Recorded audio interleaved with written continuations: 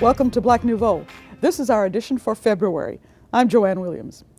This month is Black or African American History Month, and while we celebrate African American history all the time here on Black Nouveau, we want to make you aware of some of the specials that PBS is offering this month.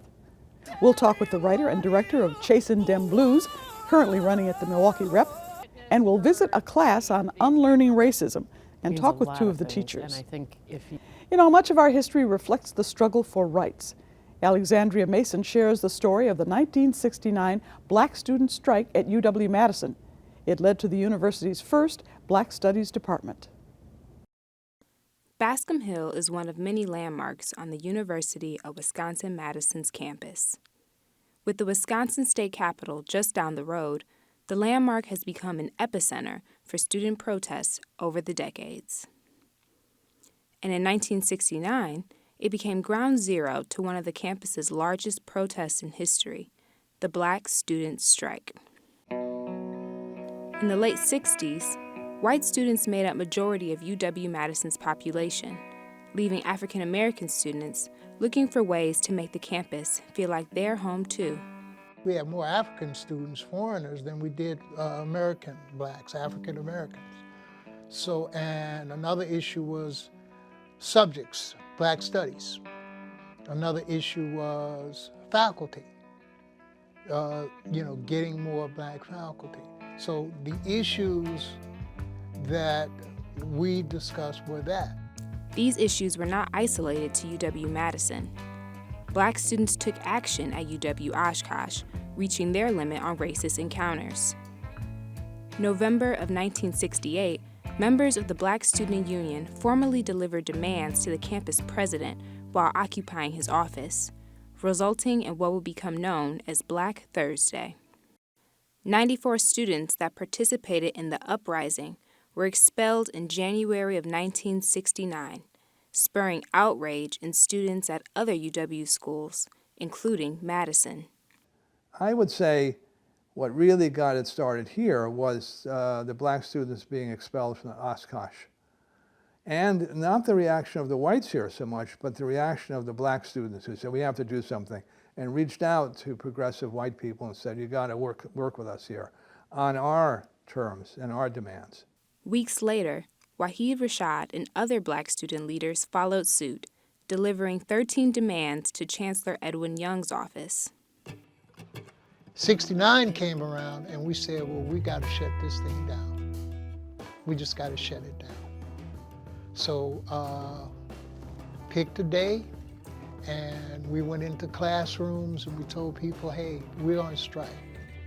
We issued 13 demands, we read them. We went into classrooms and we read it off. And we said, who's going to join us? Some people got up, some people didn't. Among the 13 demands were the Oshkosh 94 be admitted into UW-Madison, creation of a Black Studies department, and 500 African American students be accepted for the fall of 1969. Student activists gave the administration two options: concede to the demands, or there would be a student strike. Demonstrations came swiftly after Chancellor Young said many of the requests were out of his control. February 10th, upwards of 3,000 students, Black and white, officially began boycotting classes and holding rallies. The Black student strike would spark a series of disruptions on the UW campus for several weeks. No one who talks about shutting down the university can convince me that the welfare and advancement of Black people is his foremost concern. Chancellor Young said this in a statement. We felt that the greatest power that we had at that point was disruption. And that's why we struck. Some days, strikers were met by counter-protesters, erupting into violent confrontations and arrests. My only remembrance, now this is a long time, is basically chaos. We asked people not to go to class.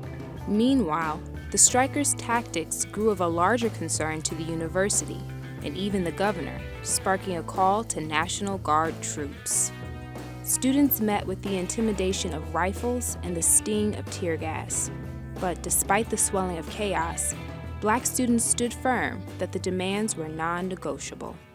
That was a big, big change, where you didn't have some white leadership telling the Black students, here's what's going to happen. It's a complete change there, which I thought was really salutary, but I know disturbed a number of people.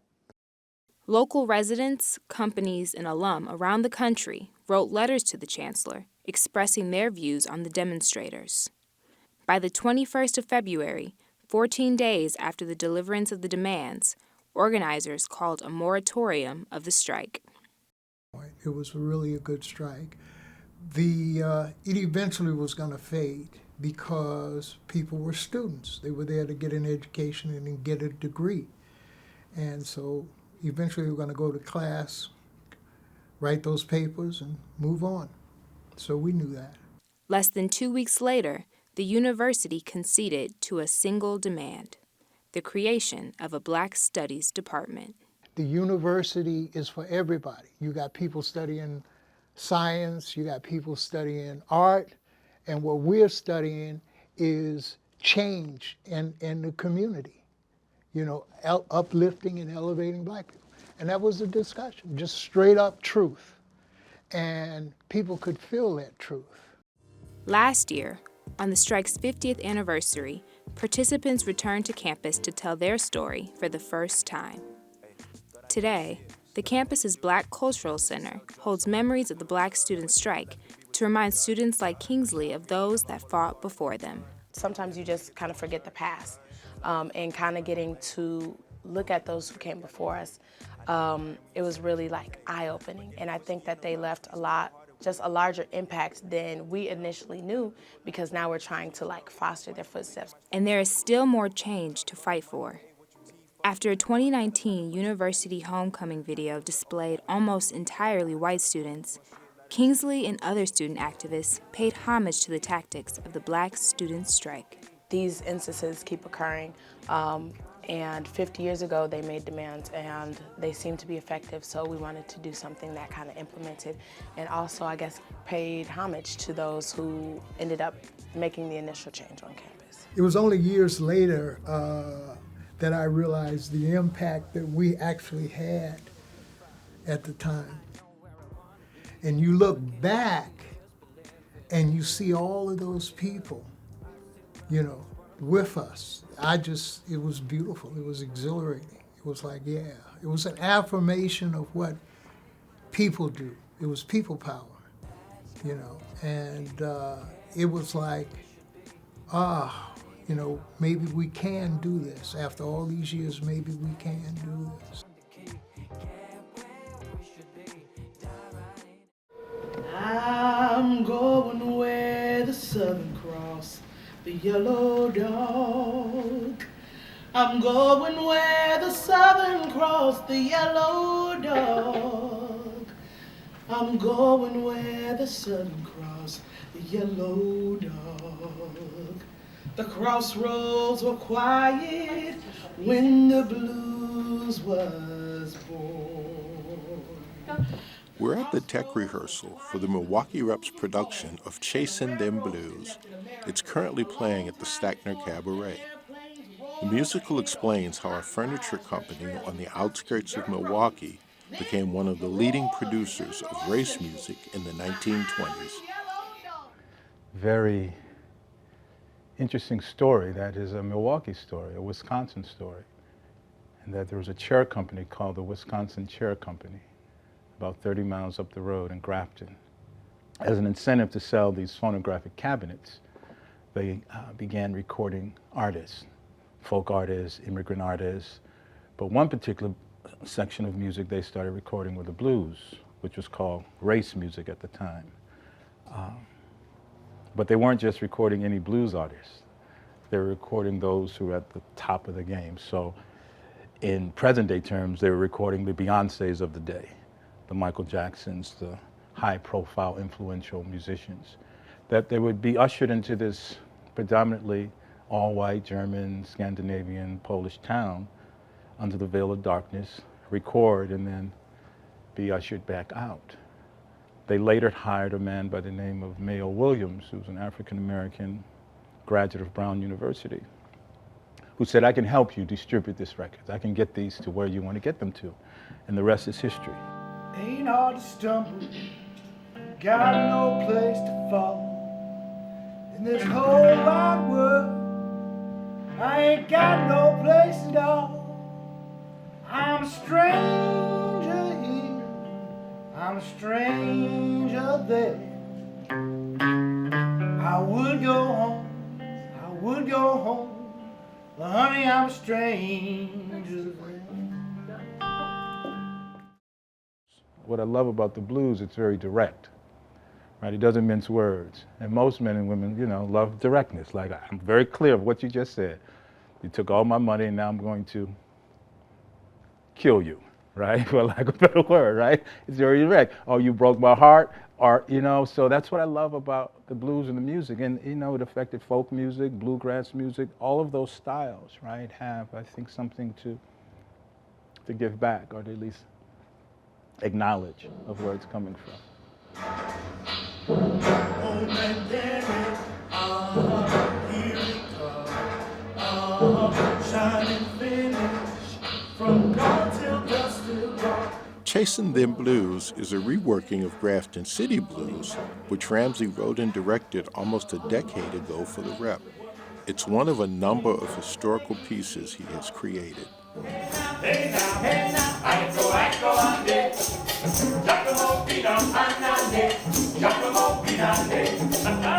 New Orleans. New Orleans is surrounded by water. It's like a soup bowl. Got the Mississippi River to the south, and Lake Pontchartrain connect to the Gulf in the north. Being below sea level, Fire on the Bayou looked at the impact Hurricane Katrina had on his hometown of New Orleans. Miss Mabley, the only thing an old woman like you can do is bring me a note from a young woman. Well, that's all right, sugar. Because a woman's a woman until the day she dies. But a man's only a man as long as he can. See? And Soul Time at the Apollo was a tribute to the legendary New York Theater, which was celebrating its 75th anniversary. Dancing in the street, we're dancing in the street, dancing in the street, we're dancing in the street, dancing in the street, dancing in the street, dancing in the street. I love music and I love history, right? Those are sort of the two worlds that I'm always exploring, of how to theatricalize or to put in film and TV. What do you want people to take away from this production? A sense of that we have a shared history. There is no experience like the experience in which Americans share. It's a unique experience, right? And then the sound that pain created. The transatlantic slave trade created this sound that people imitate. That's fascinating to me. That out of this pain came this music that has helped heal people, that has been like this balm, this salve. I want them to walk away celebrating that. The music will certainly be celebratory. If you're a fan of the blues, PBS has 3 profiles this month you won't want to miss. Well, I'm just a blues singer. American Masters presents B.B. King, born a sharecropper's son, Riley B. King. He's the king of the blues. B.B. King's not just great, he's like great. Just like, you know, unbelievable. Join us for his legendary sound and powerful story. B.B. King, The Life of Riley, on American Masters.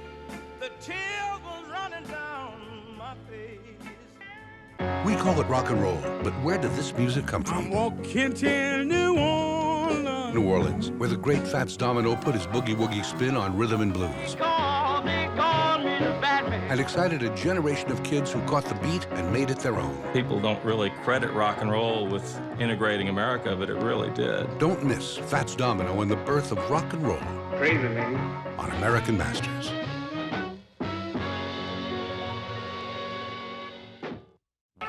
Charlie Pride wanted to become the next Jackie Robinson. Playing in the Negro League, the guys heard my voice and they said, man, you make a lot of money singing. You sing pretty good. Instead, he became the first black country music superstar. He sang it so much better than so many of the good country artists at the time. Here's an angel, good morning. Look for Charlie Pride. The Jackie Robinson of country music. On American Masters. Here's an angel, good morning. On the documentary front, PBS introduces you to Hollywood's architect and tackles some important issues. Paul Williams was one of the most gifted architects of the 20th century. His legacy of buildings is so wide-ranging. The first African-American architect to have a major crossover appeal to a white clientele. He was building homes in neighborhoods that did not allow blacks to move into those neighborhoods. Because his brother had to go through all he had to go through then. He said, nothing's going to stop me.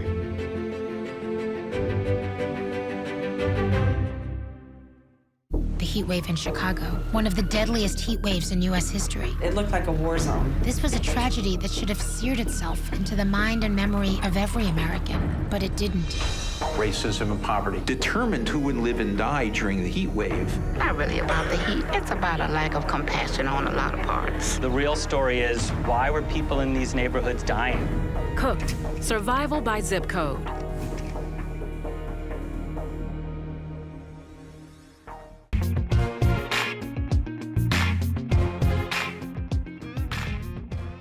We talk about racism, we know that there are layers to racism, but there are also layers to microaggressions. So the first layer being microassaults. This is the Unlearning Racism course, part 5 of a 6-part course taught at the YWCA. This time, the class is learning about microaggressions. It's a term that describes actions and words that communicate hostile, negative, and prejudicial slights toward people, especially people in culturally marginalized groups. So I'll give you a story. There were 3 African American women that were out to dinner. They were having a grand old time, they were laughing, and a white woman approached them and said, "You all are being too loud." And in this conversation, there was a heated discussion, and she left calling them stupid N-words. Now this was intentional. She was, intentionally trying to hurt them. Growing up, you realize that you've been taught like dark is usually bad. Like I think of like even characters in the different Disney movies, if they're like the darker skin tone or the different skin tone, they're typically the bad guys. The course offers a safe environment for people to learn about the complexities of race and racism. The facilitators, Martha Berry and Dynasty Caesar, encourage participants to get to know one another through table and full group discussions, activities, readings and reflections on specific topics each session. So how many of your tables would agree that you've witnessed, heard, seen these microaggressions? Pretty much everybody. And does anybody as a table have a great way to handle it? Like witnessed it and saw it handled well? Hence our problem. That's why we're here. Exactly. Joining us are YWCA's Racial Justice Director, Martha Berry, and Racial Justice Trainer, Dynasty Caesar.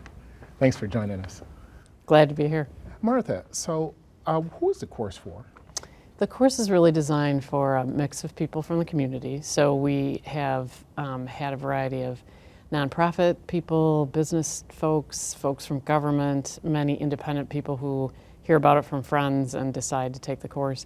So it's been an eclectic crowd of people that care about race and racial inequities in our community and want to see those issues get addressed. Dynasty, what goes into the unlearning part of unlearning racism? I think when we talk about unlearning racism, I think it's important for both people, people of color and white people, to participate in it. Because for people of color, a lot of the times we look at racism from an individual perspective. And so we need to learn more about the depths of it from a systemic perspective. And the same goes for the experience that white people have.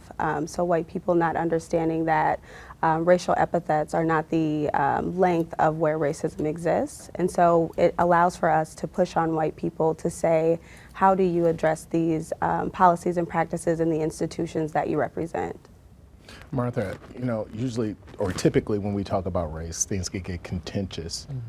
How do you stop that from happening in your seminars? Yeah, so we set up guidelines and conversation guidelines so that people feel more comfortable having the difficult conversations. And we encourage people to be honest and real about what they're feeling and experiencing.